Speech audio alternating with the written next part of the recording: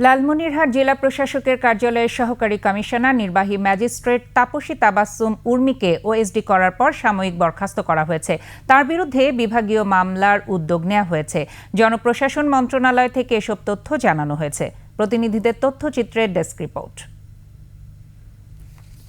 সরকার ও বৈষম্য বিরোধী আন্দোলনে নিহতদের নিয়ে বিতর্ক মন্তব্য করে সামাজিক যোগাযোগ মাধ্যমে ঝড় তোলেন লালমনিরহাটের নির্বাহী ম্যাজিস্ট্রেট তাপসী তাবাসসুম উর্মি। এ ঘটনার পর তাকে ওএসডি করে রংপুর কমিশনার কার্যালয়ে বদলি করা হয়।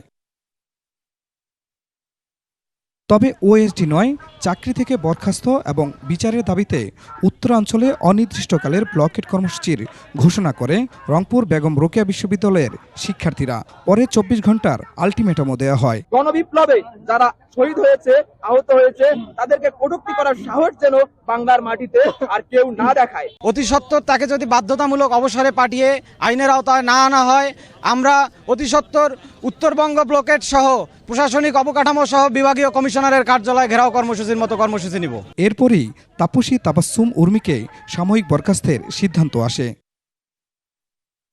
তার শাস্তির দাবি জানিয়েছেন ছাত্র আন্দোলনে নিহত আবু সাইদের পরিবারের সদস্যরাও। সরকারি নির্বাহী ম্যাজিস্ট্রেট এই আবু সাইদের সন্ত্রাস হিসেবে আখ্যায়িত করবে, একজন বিশৃঙ্খলাকারী বলবে, আমরা এটা কোনোভাবেই মানে নিতে পারি না। তাদের বিচার, কঠোর বিচার করা হোক। শনিবার নিজের ফেসবুকে বিতর্ক মন্তব্য করেন তাপসী তাবাসসুম উর্মি।